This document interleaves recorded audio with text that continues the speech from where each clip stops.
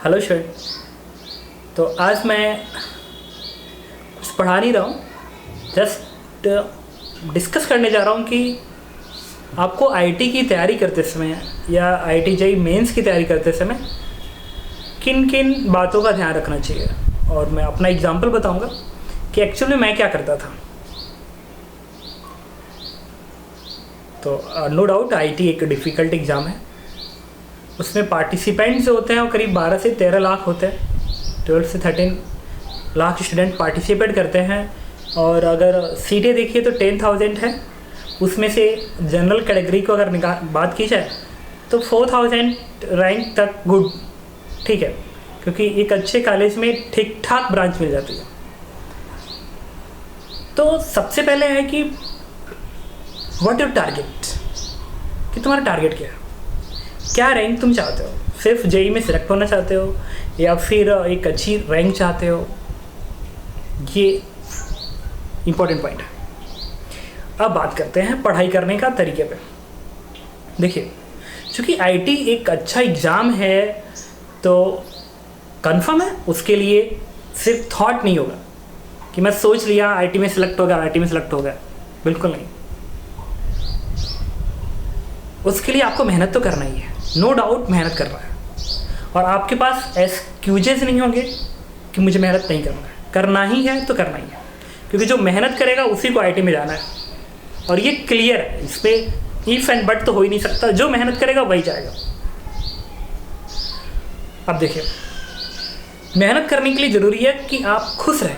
सबसे पहले टारगेट कितना भी बड़ा हो, अगर आप डिप्रेस्ड होते हो या डिमोटिवेट होते हो तो उसको तो आपकी एफिशिएंसी घट जाएगी। एफिशिएंसी घटना ही अपने आप में गलत चीज़ है, ये नहीं होनी चाहिए। आपकी एफिशिएंसी अच्छी हो तो हमें इस पे काम करना है कि आपकी एफिशिएंसी अच्छी हो। तो इसके लिए दो चीज़ें, एक आपका माइंड और दूसरा आपका बॉडी। तो माइंड प्रॉपर वर्क करे, इसके लिए आपके बॉडी को रिलैक्स होना बहुत ज़रूरी है, ठीक है। अब और तीसरा एक मोटिवेशन का पार्ट। तो फर्स्ट थिंग्स जो अभी मैं बता दूं शुरू में ही, कि आपका कंपटीटर आप खुद हो। आप कभी भी इससे मत सोचो कि मेरा फ्रेंड्स मुझसे पढ़ने में अच्छा है, वो ज़्यादा इसको करता है, मैं क्यों नहीं करता हूँ। एकदम हटा दो यार, एकदम हटा दो। मैं अपनी बात करूँ तो मैंने कभी सोचा ही नहीं इस बात को कि वो मुझसे बेस्ट कर रहा है। मुझे पता था कि मैं अच्छा कर रहा हूँ, मैं अच्छा ही करूँगा। और तो सबसे पहली चीज़ कि तुम खुद के कंपटीटर हो, तो अपना कंपटीशन खुद से बनाओ। तुम कोशिश करो, ठीक है, कि तुम्हारा स्कोर बेटर हो। और ये भी नहीं ज़्यादा सोचना कि पहला टेस्ट पेपर में स्कोर अच्छा आ गया, दूसरे में ख़राब आ गया। ये हो सकता है कि दूसरे का पेपर डिफ़िकल्ट हो गया, तो इसको भी इतना परेशान होने की जरूरत नहीं है। सबसे पहले एक बार फिर बोल रहा हूँ कि फर्स्ट पॉइंट्स कि आप खुद का कंप्यूटर बनो। कोशिश करो कि हर आने वाला टेस्ट पहले टेस्ट से बेटर हो, 1% ही बेटर हो, बट बेटर हो। First points noted. सेकेंड, अब आते हैं थोड़ा पढ़ाई पे। जब तुम पढ़ते हो ना तो एक ही दिन क्या करो, मान लो, अब डिपेंड करता है कि तुम किस प्रोग्राम में हो। तुम स्कूल गोइंग प्रोग्राम में हो या इवनिंग प्रोग्राम में हो, तो डिपेंड करता है आपके पास टाइम कितना है, ठीक है, सेल्फ स्टडी करने का। क्योंकि without self study you can't do anything. Self study बहुत ज़रूरी है। आपको लगातार कॉन्सेप्ट पढ़ा दिया जाए, ये वो, ये लो, ये मेथड, वो मेथड, ये सब यूजलेस है अनलेस अनटिल जब तक आप सेल्फ स्टडी ना करो, आप प्रॉपर होमवर्क ना करो, आपके डाउट्स ना आए। दम आते हैं, आप होमवर्क करोगे तो डाउट आएगा ही डाउट आएगा। ऐसा थोड़ी है कि आप होमवर्क करोगे डाउट ही ना आए, ये तो नहीं होता। तो अब पढ़ने का तरीका क्या, आप क्या करते हो, एक दिन उठाते हो कि आज मैं पूरा पूरा फिजिक्स पढ़ूंगा। तो अगर आपके पास सपोज करो 6 आवर है सेल्फ स्टडी करने का, 6 आवर, अब 6 आवर आप लगातार आज पूरा पूरा फिजिक्स का होमवर्क कर ही डालेंगे, सारी थ्योरी पढ़ ही डालेंगे, ये गलत चीज़ है। क्योंकि जब 6 आवर तुम एक सब्जेक्ट को देते हो तो शुरुआत में हल्की सी एफिशिएंसी ठीक भी रहेगी, लेकिन बाद में एकदम बेकार होने लगेगा, वो लगेगा कि मोनोटोनस होने लगा, तो एकदम डिस्टर्ब हो जाएगा। तो ये तरीका बिल्कुल गलत है, मतलब बिल्कुल गलत है। तुम एक दिन पूरी फिजिक्स पढ़ो, अगले दिन पूरी मैथ, अगले दिन पूरी केमिस्ट्री, प्लीज़ ये हटा दो, ये एकदम हटा दो तो हटा दो। 6 आवर्स अगर आपके पास है एक दिन में, तो शुरुआत तो टाइम बांट लो। सबसे इंपॉर्टेंट टर्म्स है टाइम टेबल। टाइम टेबल बनाओ जरूर, क्योंकि टाइम टेबल में क्या होता है कि एक बार जब बना देते हो तो तुम उसमें अपने दिमाग को सेट करते हो, तो जब उसमें पढ़ते हो तो आपकी एफिशिएंसी हमेशा अच्छी रहती है। हाँ, ये हो सकता है कि आप उस टाइम टेबल का 100% फॉलो ना कर पाओ, मैं कह भी नहीं रहा हूँ कि आप उसको 100% फॉलो करो। हाँ, आप एटलीस्ट 90% फॉलो करो, 80% फॉलो करो, बट अपने आप को मैक्सिमम उस टाइम टेबल के अंदर रखो। ओके, तो अगर आपके पास 6 आवर्स हैं तो क्या करो, इसको डिवाइड कर दो 3 पार्ट में। तो 2 hours physics, 2 hour math, 2 hour chemistry, इसमें रख लो। ये डिपेंड करता है कि पहले आप क्या पढ़ना चाहते हो, फिजिक्स, केमिस्ट्री, मैथ, तो जो भी मन करे आप अटेम्प्ट कर सकते हो। ठीक है, तो कैसे, सपोज करो 1-1 घंटे के अंदर में बांट दो। अभी स्टूडेंट हो, 1-1 घंटे या 1.5 के पे बांट दो। ठीक है, सपोज करो तुम्हारे पास, मैं बात कर रहा हूँ शाम को 5 PM से, सपोज तुम पढ़ने बैठे, लाकि तुम्हारे पास अगर 6 आवर्स से ज़्यादा है तो उसी तरीके से बांट देना। तो 5 to 6:30, 1.5 आवर्स का आप फिजिक्स कर रहे हैं, फिक्स 6:30 से। ठीक है, आप यहाँ पे ना, आप चाहो तो थोड़ा रेस्ट ले सकते हो, आधे घंटे का रेस्ट ले लो यार, चलो 7 PM तक रेस्ट कर लो। इस रेस्ट में कुछ भी हो सकता है, तुम थोड़ा सा बाहर भी निकल सकते हो, छत पे जाके थोड़ा सा अपने शरीर को थोड़ा सा ऐसे एक्सरसाइज कर लो, ऐसे कर लो। बॉडी को रिलैक्स करना इंपॉर्टेंट है, कि जब बॉडी रिलैक्स होगी तभी दिमाग प्रॉपर वर्क करेगा। ये नहीं कि बैठ के न्यूज़ देखने लगा, अरे न्यूज़ में भी दिमाग लग रहा है, एक जगह तुम दिमाग लगा चुके हो, नाउ अब टारगेट है कि दिमाग को रिवाइव करने का। अब टारगेट है कि आपका दिमाग फिर एनर्जेटिक हो, इसके लिए आपकी बॉडी को अगेन रिलैक्स होना बहुत ज़रूरी है, और आपके दिमाग को जो फाइट कर रहा था कंटिन्यूसली, उससे हटना बहुत ज़रूरी है। तो आपका दिमाग कहाँ काम कर रहा था, पढ़ाई पे, तो अब दिमाग वाला काम नहीं करना है आपको। इस आधे घंटे में दिमाग वाला काम छोड़ दो, रिलैक्स करो थोड़ा सा। ठीक है, कुछ खाओ, नाश्ता करो, छत पे जाके टहलो। ठीक है, बैडमिंटन है, ठीक है, तो पापा के साथ बैडमिंटन खेल लो, छोटा भाई है उसके साथ खेल लो, कोई तो होगा घर में, अकेले थोड़ी हो गए, जो भी होगा उसके साथ बैडमिंटन खेल लो। आज का टाइम ही ऐसा चल रहा है, नहीं तो तुम्हें मैं बाहर भेजता फुटबॉल जाके खेलो। ठीक है, कोरोना के चक्कर नहीं होता तो। ठीक है, ये नहीं कि अब कैरम, अरे कैरम हटा दो यार दिमाग से, कैरम नहीं, थोड़ा सा आपकी बॉडी को मूवमेंट जरूरी है, मूवमेंट जरूरी है। ये है, कैरम ऐसे बैठे हैं क्या है, कुछ नहीं, सिंपल सी बात है, ये मैं अपनी बता रहा हूँ, जो मैं करता था, मैं भी इसी प्रोसेस पे था। तो उस आधे घंटे में जो आप रेस्ट करने जा रहे हो, छत पे जाके बैडमिंटन खेल सकते हो। ठीक है, या एक्सरसाइज के भी कई बच्चों के शौक होते हैं, तो आप एक्सरसाइज कर सकते हो। ठीक है, छत पे थोड़ा टहल लो, नहीं थोड़ा सा कूदते रहो, टहलते रहो, थोड़ा बॉडी को मूवमेंट दो हल्का सा। ठीक है, 10 मिनट मूवमेंट दिया बॉडी को, या 15 मिनट मूवमेंट दिया, उसके बाद आके 15 मिनट फिर बैठ गए आराम से शांति से बैठ जाओ, या मम्मी पापा से थोड़ा सा बात कर लो, उनसे बातें करो, थोड़ा मोटिवेशन उनसे लो। ठीक है, उनसे बातें करो, उनकी ड्रीम्स को पूछो। ठीक है, पापा की से पूछो, तो अच्छा महसूस हो, कुछ खाओ पियो। ठीक है, लेकिन बॉडी को रिलैक्स देना जरूरी है। इसके बाद 7 PM से स्टार्ट करो तो 8:30 तक इसमें केमिस्ट्री पढ़ लो। 8:30 के बाद करो रिलैक्स, लाइफ ही बनी हुई है रिलैक्स करने की, कुछ बुरा नहीं है यार, शुरुआत तो करो, एक बार अपने आप को ऑर्डर करो, अपने आप ही रास्ते दिखने लगते हैं। मूव करने की ज़रूरत है, रास्ते अपने आप मिलेंगे, लेकिन जहाँ पे रुक गए हो, अगर वहाँ पर रुके रह गए तो रास्ते कभी नहीं मिलेंगे। बढ़ो, एक कदम बढ़ो, लेकिन बढ़ो, रेस्ट करो। फिर 9 to 10:30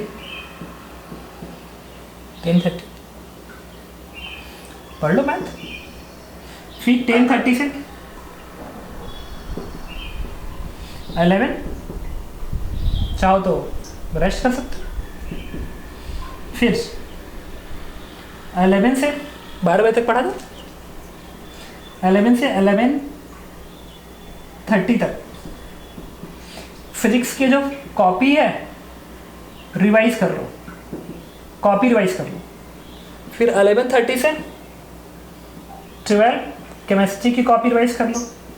12 to 12:30 मैथ की कॉपी रिवाइज कर लो। भाई ऑर्डर तुम पे डिपेंड है, मन करे तो मैथ से शुरू कर दो, मन करे तो केमिस्ट्री शुरू करो, जो तुम्हारा मन करे उसमें कर सकते हो। तो एक तो टाइम टेबल बना लो, ठीक है। तो ये तो तुम्हारा रेगुलर का रूटीन है कि तुम्हें कैसे पढ़ना चाहिए। तो अभी तक मैंने आपको 2 बातें बताई हैं। पहला, आप खुद का कंप्यूटर हो।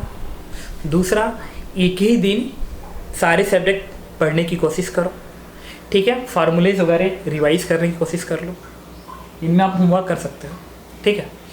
अब तीसरा बात मैंने आपको बताया कि आपका दिमाग को प्रॉपर वर्क करने के लिए बॉडी को रिलैक्स होना ज़रूरी है, तो रिलैक्स करो, ठीक है।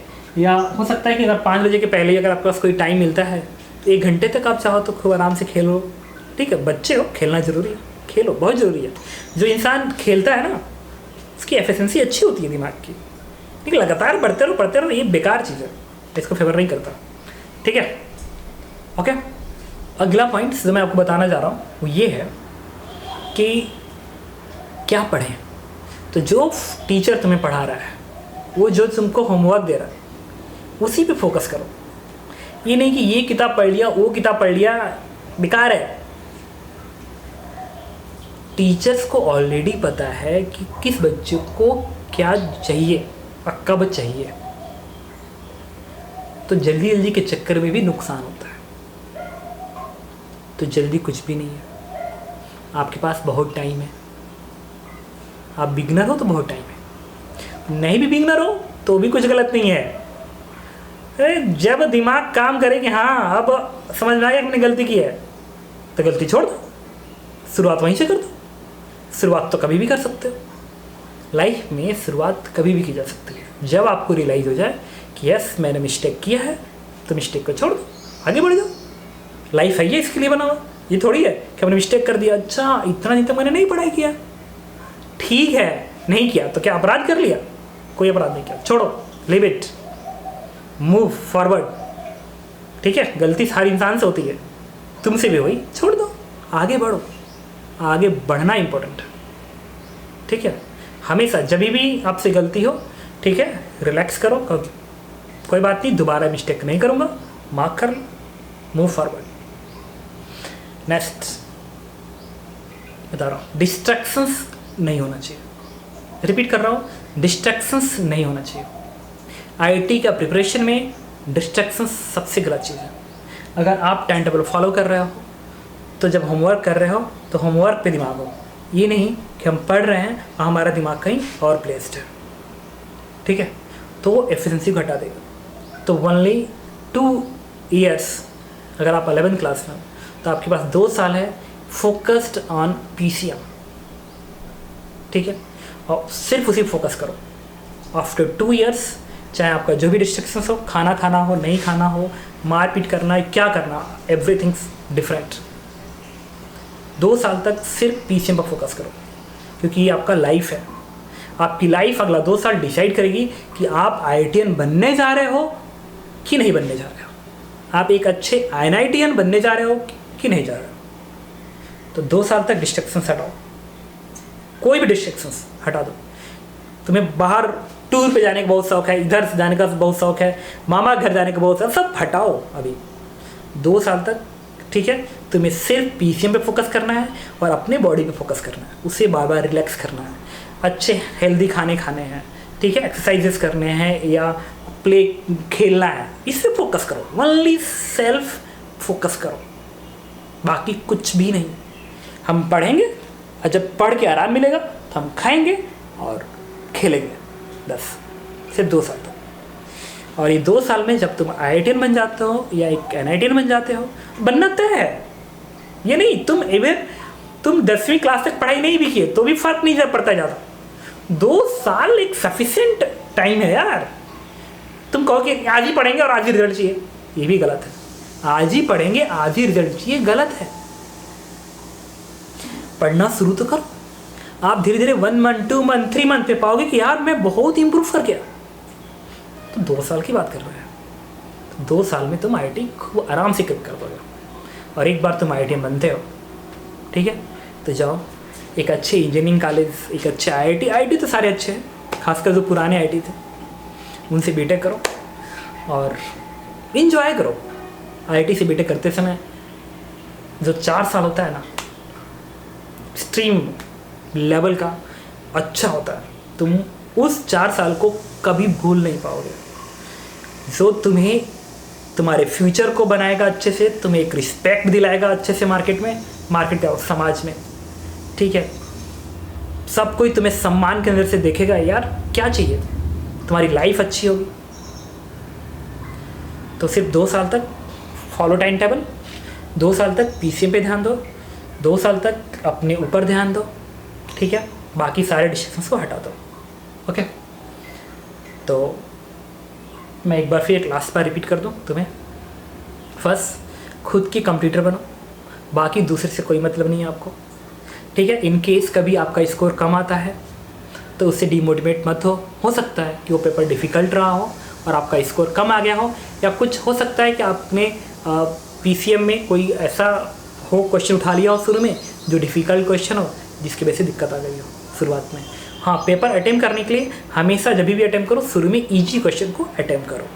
इससे क्या होगा कि आपको शुरू में मोटिवेशन आ जाएगा अच्छा करने का। अच्छा कर रहे होगे तो, और जब मोटिवेशन आता है कि मैं अच्छा कर रहा हूँ, आंसर आ रहे हैं, तो बाकी डिफ़िकल्ट क्वेश्चन के भी आंसर आने लगते हैं, ठीक है।